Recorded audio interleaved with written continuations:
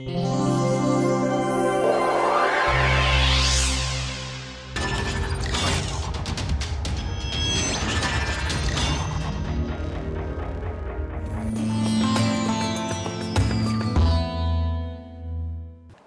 are going to be talking about another module of principles and parameters framework of linguistic theory, which is independently called binding theory. Okay?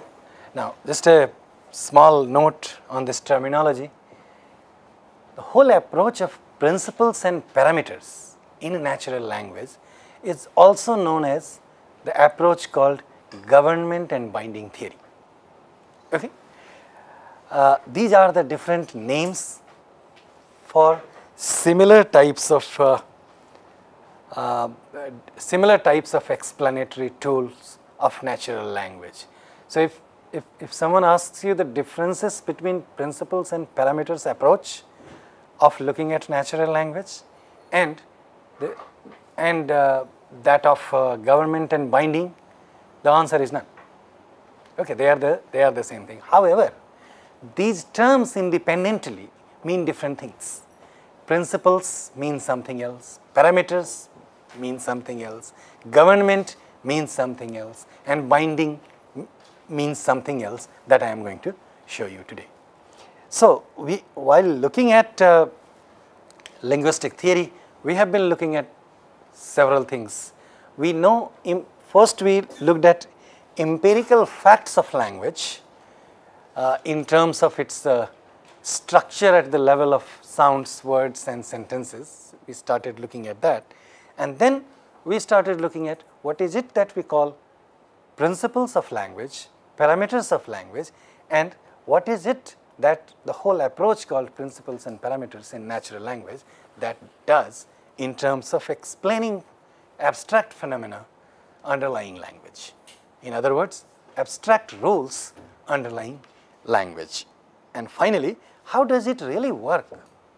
What do we mean when we say human mind has a great role to play in learning of language?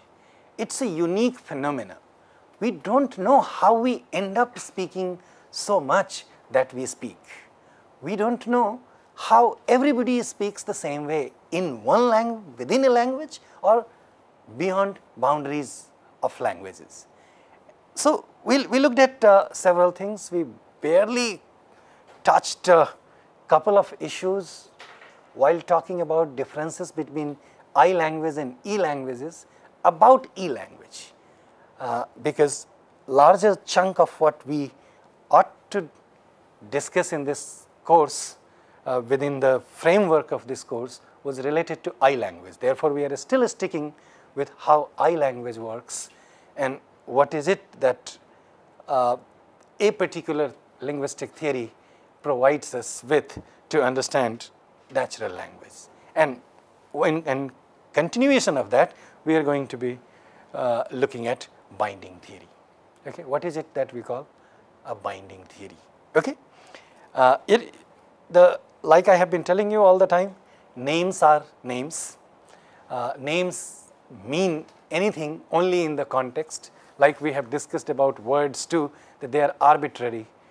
They acquire meaning when we provide the meaning. They don't mean anything by themselves. Okay, there is no reason why something should be called that thing.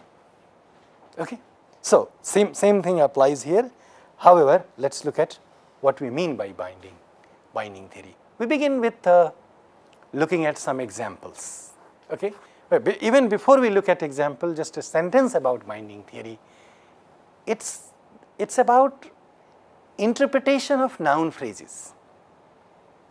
Okay, in a sentence, that is within a sentence, and the reason why we are saying within a sentence is because the minimum unit of discussion, the minimum unit for evaluation of anything or explanation of any sort of syntactic type is coming from a sentence. That is, a sentence is a minimal unit of study for understanding I language, for understanding structure of language. Therefore, when we say interpretation of noun phrases, we mean interpretation of noun phrases within a sentence. Okay? So we are going to look at them, and now before we look at more of that in details, let's look at some of these sentences. Stars in the beginning of these sentences represent their ungrammaticality. That means these the starred sentences are not grammatical according to the intuitive judgments of native speakers, or for that matter, this much intuition even we have as non-native speakers of English, that these sentences are not good, right? So, what are these sentences? And I have also put some of the things with colors for us to see, so that we can understand the things that we are referring to, in the sense that what are the things that we are talking about when we say interpretation of noun phrases. So, we have a first sentence, John saw himself, right? In this sentence, there are two parts. One is John, the other is himself. Assuming that we know about the grammatical relations, where one is the subject, the other is the object, okay? If we look at the grammatical category, that is the category of a lexical item, John is a noun phrase, right? And so is himself, right? By the way, we are talking about this kind of a phrase for the first time in this class. What is the meaning of himself? And if it is a noun phrase, we are giving it a broader term, which is called noun phrase, right? But what type of thing is this? It's somewhere very close to a pronoun, right? Because we have seen something similar of that sort, which is, let's look at the next sentence. John saw him, right? So, do you see any similarity between him and himself? Similarity between them, right? There is some sort of similarity between them, right? However, there is a difference too, and the difference between the two leads the second sentence to ungrammaticality. However, independently the second sentence is not ungrammatical. You see, you see the point. Independently the second sentence is not ungrammatical, and these things have meanings in terms of grammaticality of or ungrammaticality of a sentence given the interpretations of noun phrases. Okay? So, let's move little bit slow in order to understand this thing. Not that we are trying to understand the sentence, we are trying to understand a phenomena. So, there is a similarity between him and himself. Him is a pronoun, right? Therefore, we can say himself is also something like a pronoun. Therefore, it qualifies to be a noun phrase. All right? However, him is a canonical true pronoun, and we are not that sure about himself. It looks like a pronominal element, but not that sure about it. Now, a word about ungrammaticality of the second sentence. I said, and you agree with that independently the sentence is not ungrammatical, right? But this sentence is marked ungrammatical here. Can you tell me a little bit why this sentence, under which circumstances this sentence sounds ungrammatical, and under which circumstances this is all right? We know this thing, right? So can somebody quickly tell me in 2 sentences? The sentence John saw him, right, is ungrammatical if we mean John by him, right? If him stands for someone else in the discourse, then it's all right. Okay? This sounds trivial, but hang on, we'll come back to that. It has something to talk about the interpretations of noun phrases. That is to say, in the first sentence, there is a relationship between John and himself. In the second sentence, there may be or may not be. If we try to establish a relationship between John and him, then the sentence is bad. And if we leave them independent, then there is nothing wrong with the sentence, right? So that's the part we need to keep in mind. Third one, John thinks that Mary likes him, right? Sentence is good, right? Now, it has independent noun phrases like John, Mary, and then it has a pronoun him. Who does this pronoun him refer to? Clearly John, right? Clearly. And now, comparing with the first sentence, sorry, I don't have numbers here, but I'm sure you can follow. Comparing with the previous sentence, that is John saw him, the third sentence is good. In the second sentence, him could not be associated with John, therefore the sentence is ungrammatical. But in the third sentence, it's okay to associate him with John. Do you see the point? And the sentence is completely all right. So this must have there must be something going on here. Right? All right. We'll come back to that story in a moment. In the next sentence, John thinks that Mary likes himself. Is bad. Right? This sentence is not grammatical, not just because of Mary and himself. Okay? Not just because of that. However, that is true. If we say John thinks that Mary likes herself, then the sentence is good. But keep in mind, even if we put, let's say we put Peter in place of Mary in that sentence, the sentence is good, right? John thinks that Peter likes himself. Now, in that case, I don't have that sentence here, therefore I am just telling you, in that case, however, himself has something to do with Peter, not with John. See this thing? In that context, my point is, look at the previous sentence again. Him can refer back to John in the previous sentence, but himself cannot refer back to John in the sentence that we are talking about. Get my point? All right. Then, last two sentences. John thinks that he is a genius. Sentence is good. Right? Now, who does he refer to in this sentence? John. It could be John. Could it be anyone else also? Yes. Can be anyone else also, right? So, comfortably we can say this sentence could be ambiguous. Could have at least two different meanings, right? Very nice. Now, how does two different meaning come from? We don't want to go into the details of semantics, but just as a note here, how does the ambiguity pop up? Ambiguity comes in by the interpretation of the pronoun he, right?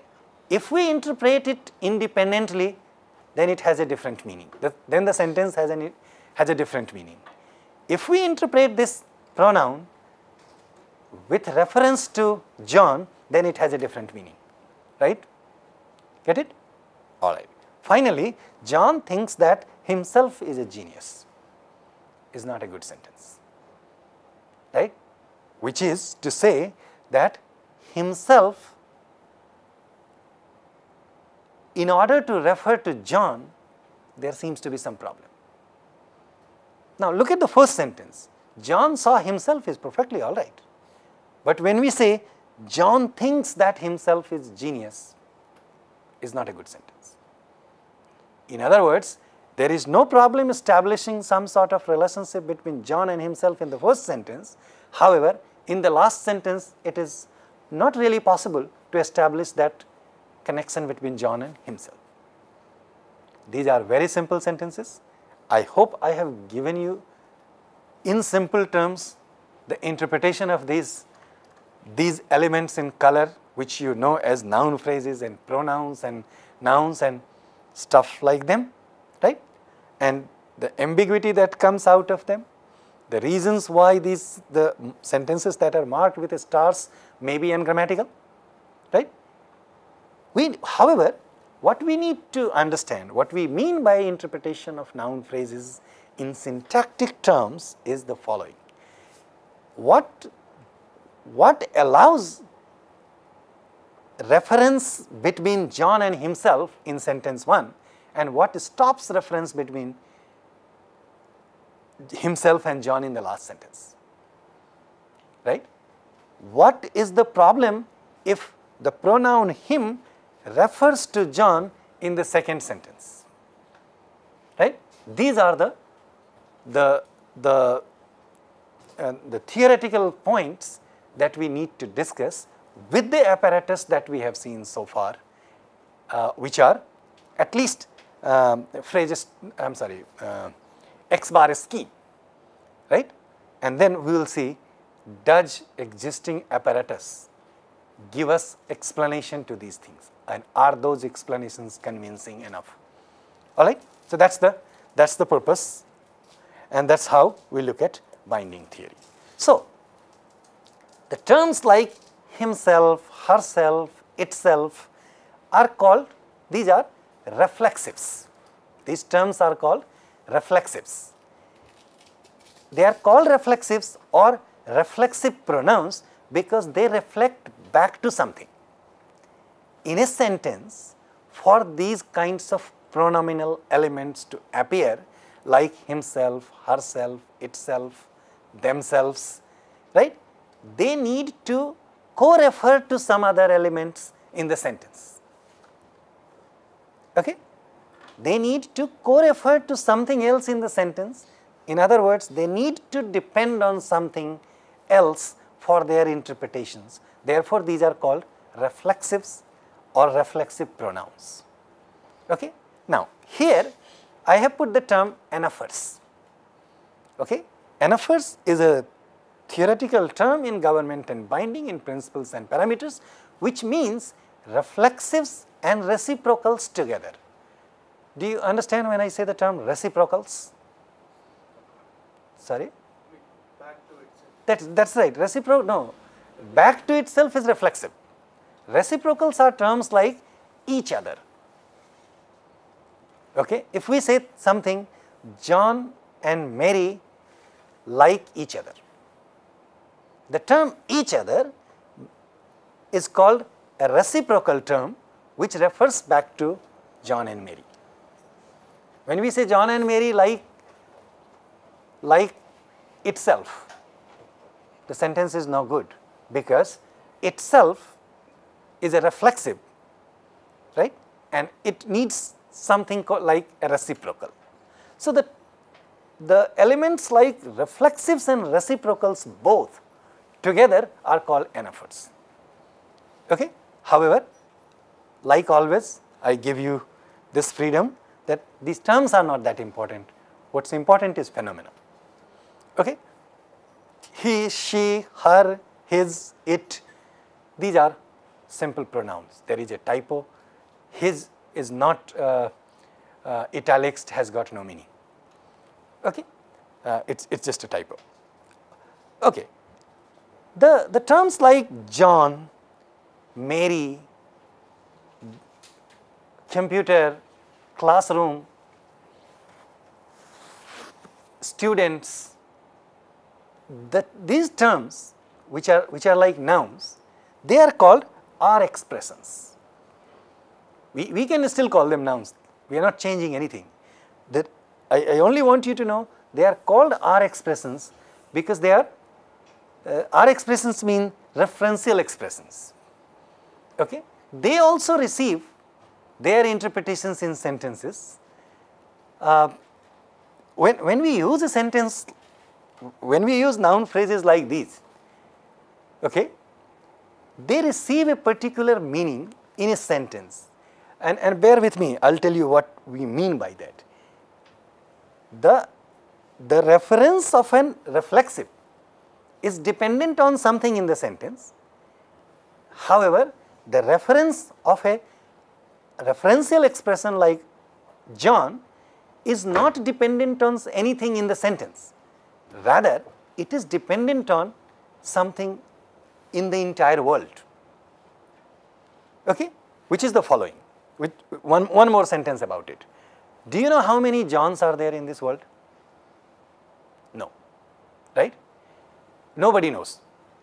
But if we end up talking, right, and I ask you,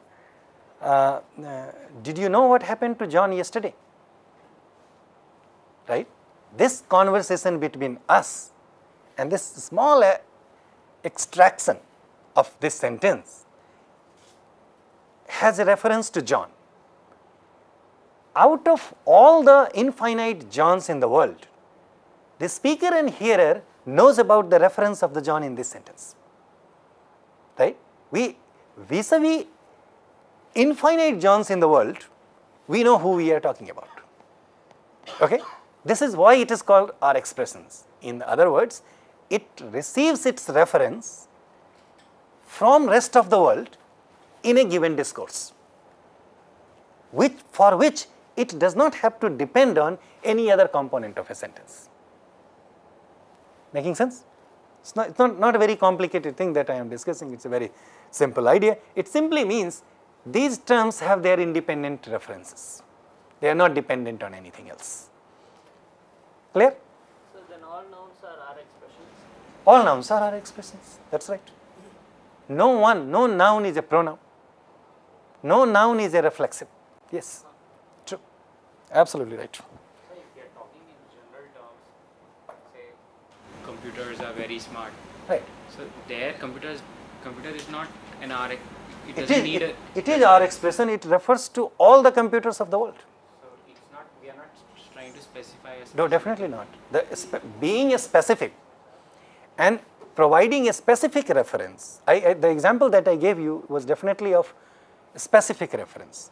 And the reason I was giving that example is because I wanted, you are right, I should have said that also. Whether we want to go all the way down to 1 out of infinite, or we want to put all infinite together, everything is possible with our expression. That will be the feature of an R expression.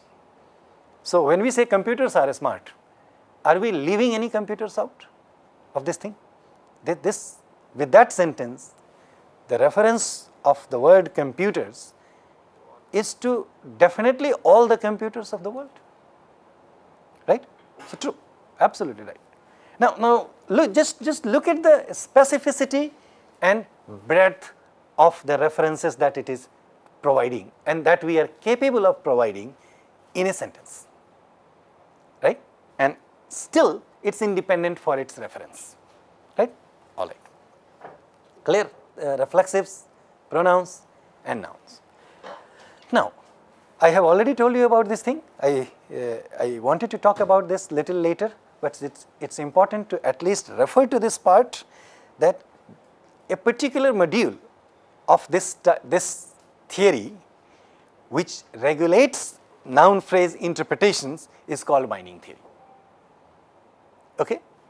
And this, when we go again in details and see, this theory has three parts, and each part is given a name like principle A, principle B and principle C.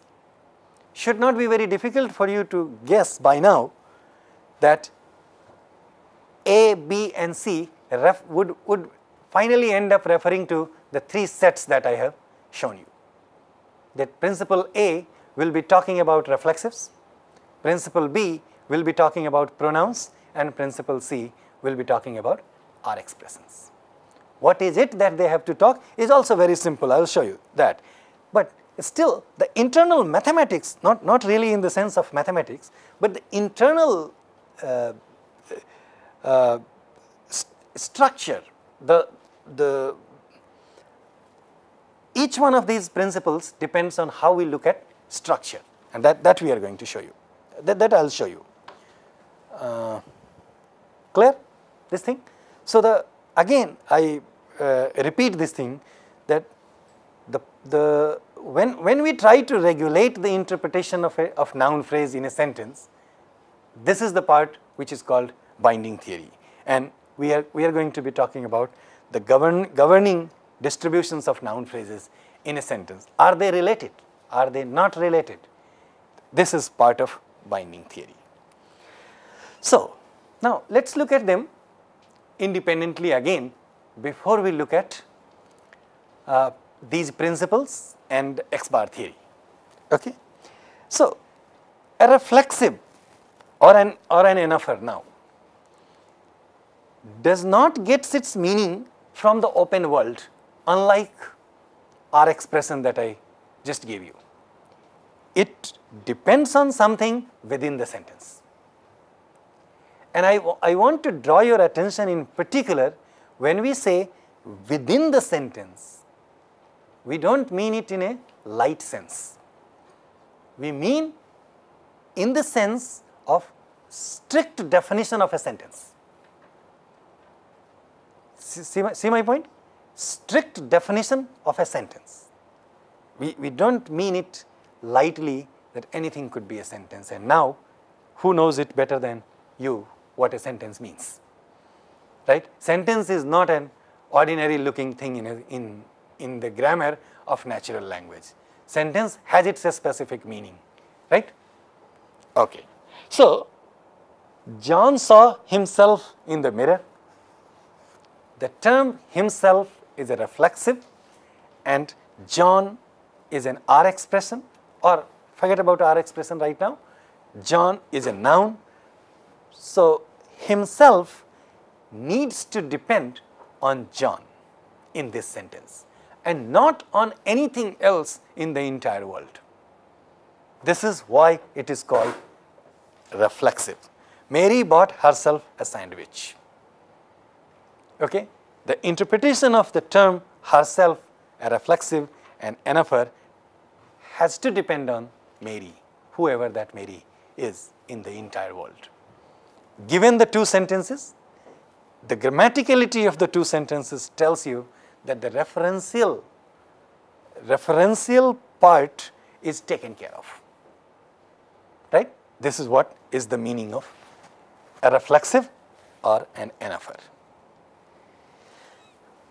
Now, when we talk about pronouns, we have talked about it very briefly, and we have talked about its description in any grammar, whether we are looking at English grammar or Hindi grammar. What have we been told about pronouns? It's a term which stands for a noun.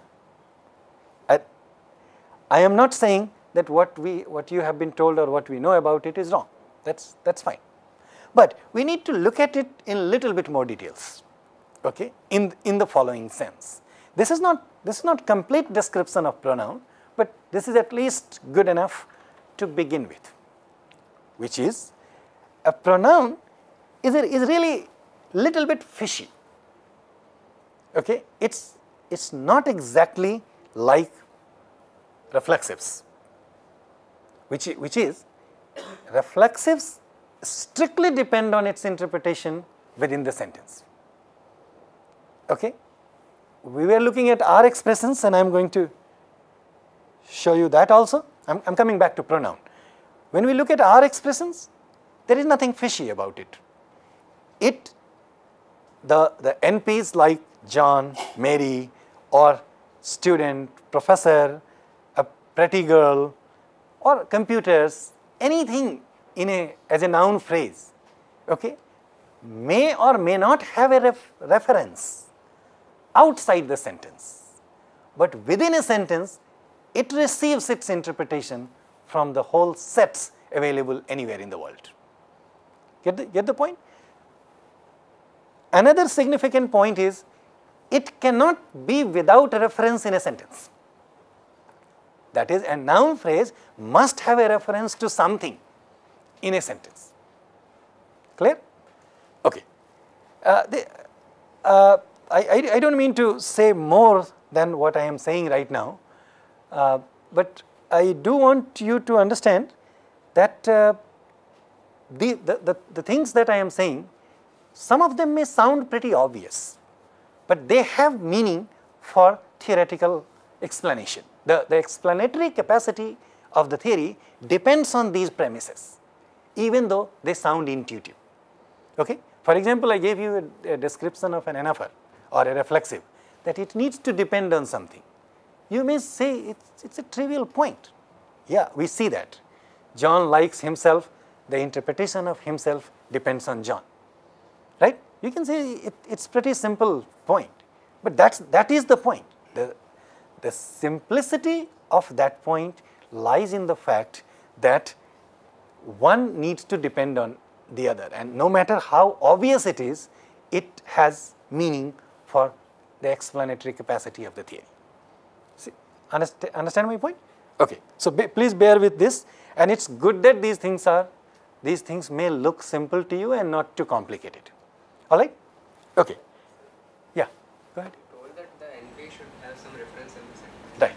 When you say the sentence like John thinks that he is genius, when he is interpreted as someone else. I'm coming to that. Then John doesn't have reference. No, John still has a reference. Think about it. John thinks he is genius, right? In this sentence, you are saying there are two possibilities. One, where John and he are related. That is when we are talking about the same person. In that case, he gets interpretation from John, right?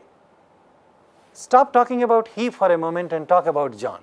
John still gets independent reference from the world. That is to say, the interpretation of 1 prime or 1A, in the interpretation of 1A, the reference of he depends on John, not the other way around.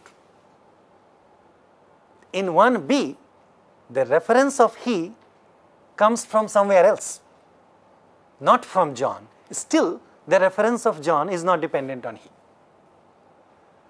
Get the point? The common thing between 1A and 1B is in both the cases, John is independent of he. Whereas in 1, he is dependent on John, in B, he is not dependent on John. Making sense? Right? And is this part clear to everybody, our expression?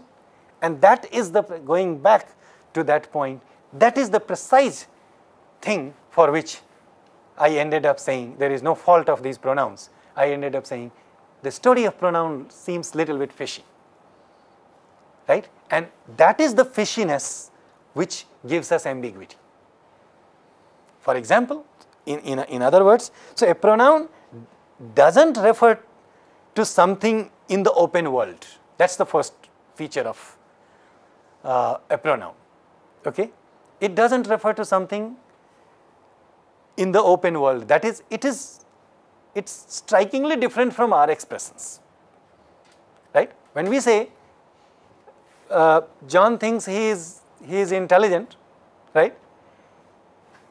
He in interpretation B may not depend on John, right? But for its interpretation, it depends on something which the speaker and the hearer knows, right? It may depend on Peter, it may depend on Bill, it may depend on anybody, but it depends on something that the speaker and hearer knows about. Therefore, it is not independent in the world, that its reference is limited and known, right? Even when it is not referring to the available NP in the sentence, for its interpretation, we don't have to go too far, not the whole world. That's the meaning of the first sentence, all right? However, it may get its reference from somewhere else and does not need to depend on something within the sentence. And that is what your example was talking about and I gave you. It may depend on something in the sentence, it may not depend on something within the sentence, and that is what creates a little bit of fishiness. And we don't mean it in a sarcastic or a bad way when we say fishiness. We simply mean that this flexibility gives us ambiguity. Ambiguity, very loosely speaking, is a strength of language. Ambiguity is never a problem. And ambiguity is not only the strength of language, ambiguity is allowed within the language. Never lose the track that we are talking about human mind. Okay, ambiguities are allowed in language because language is one of the finest product of human mind, and the strength of human mind can still get correct interpretation no matter how ambiguous a sentence is trying to be. Am I making sense? And like I said, and that's the reason why I said right up front that we are talking about ambiguity in a very non-technical sense, because the whole technical description of ambiguity comes in the branch of semantics. It can be mathematically coded or decoded. It can be mathematically simulated, the ambiguities. Okay? And it's a very fascinating branch of a study of language on its own. So since we have not been talking about semantics in great details, and I have restricted myself to syntax, and then on the basis of that restrictive description, I told you that now you know what a sentence means, and you have seen how long hours we have spent discussing a sentence, right? We haven't discussed meaning in that sense, therefore I am talking about meaning and semantics in loose sense. However, given the fact that language is product of human mind, and human mind, the capacity of human mind, ambiguity, no matter how difficult, is a very simple phenomena of human mind. It does not, I mean, we need to figure out ambiguity, but our mind doesn't. It figures out very categorically. Look at that sentence also. John thinks he is intelligent, right? We are talking about this as a sample, as an example, right? When someone says this kind of sentence in the context, does that person even need to say anything that this time I mean he, by he I don't mean John? We don't need to say these things. We know very clearly whether it's interpretation A or interpretation B without even getting oblique reference to any one of these things. Okay? Just allow me one more small point. It's not just about the interpretation of sentences. The capacity of human mind is fascinating, which you already know, I am only referring to them, is fascinating in the sense that with sentences, okay, with sentences, it reads things that we don't even say.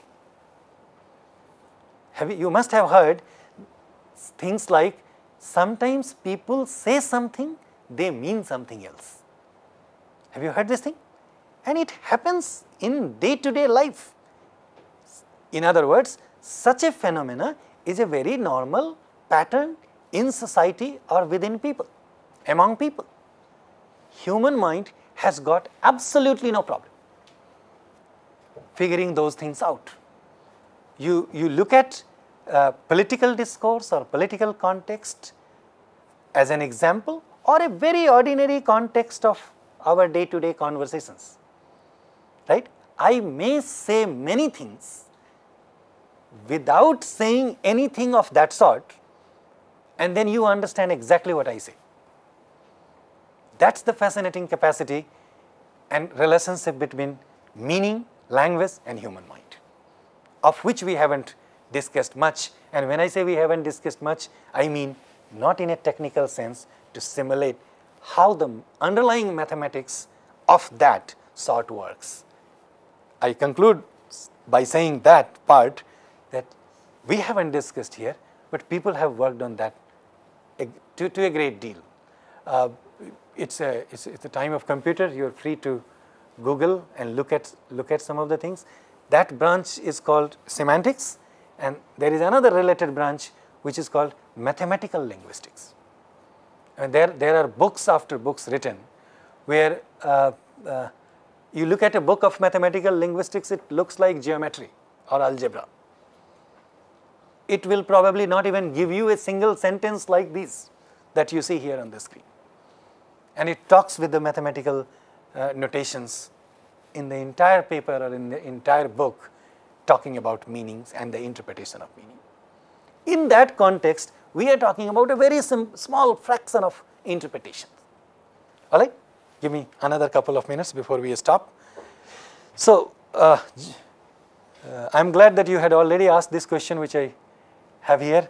John told Mary that he likes pizza.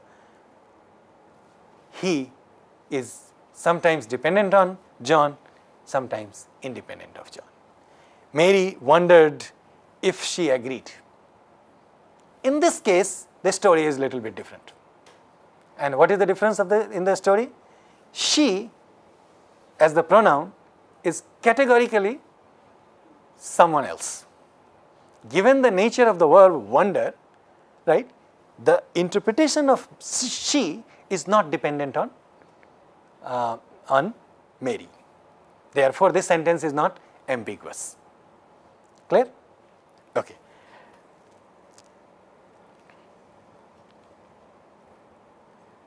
Same thing is clear from the last sentence. Mohan concluded that he was crazy. Right? I mean, we don't, if he refers to Mohan, then he doesn't need to conclude that. Right? In other words, nobody needs to conclude that that person himself is crazy. Rather, even if you try very hard, you won't be able to conclude that. Right? Because nobody concludes that.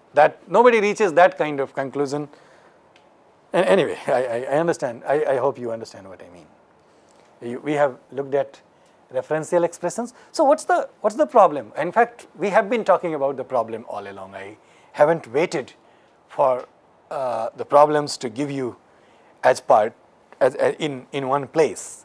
So there are very specific configurations in a sentence or beyond the sentence in which anaphors, pronouns and are expressions can or must be used. You understand the meaning of configurations? Specific configurations, right? Which is, the meaning of a specific configuration is very simple.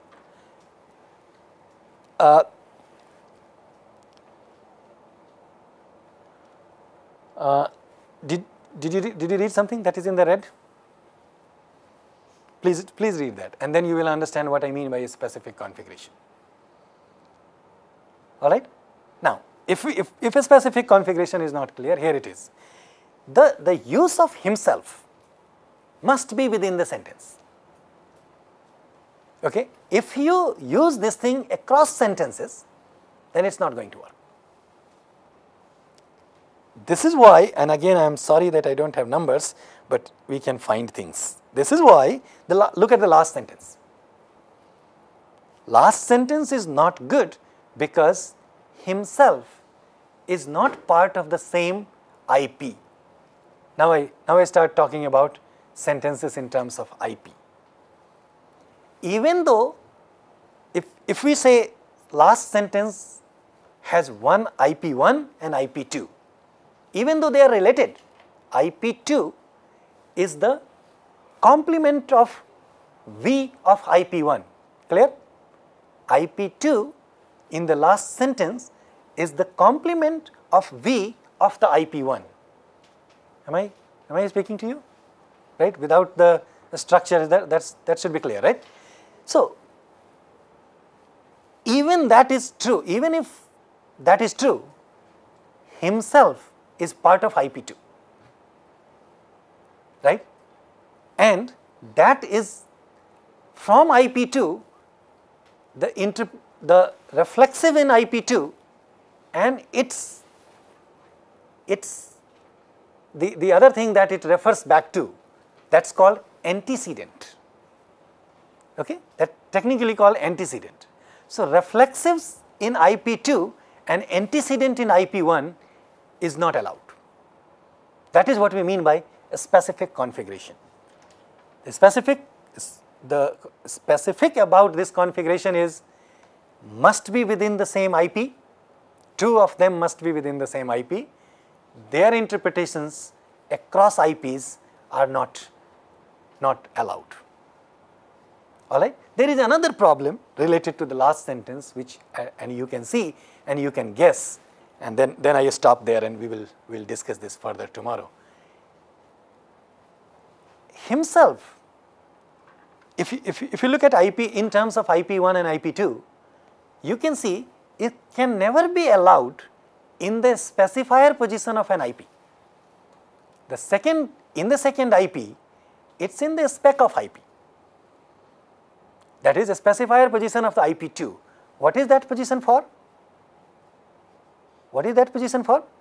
Spec of IP? Subject. It can, an expression of that sort can never be part of subject, can never be subject as part of a sentence. And it's no big discovery. It simply means if something depends on interpretation for its antecedent, then its antecedent, the antecedent by definition means something that precedes it, right? And the moment it becomes the first element in the sentence, where is the antecedent in the sentence, right? Therefore, if there is one position where it can never occur, is the spec IP. In ordinary sentence also, I just gave you that anaphors, reflexives must be within the same sentence, right? Antecedent and reflexive must be within the same sentence. Someone can say himself likes John. Both of them are within the same sentence. Are they okay? No. The only reason for that is spec of IP is not for reflexives because it needs an antecedent. Clear? More about it tomorrow. Thank you.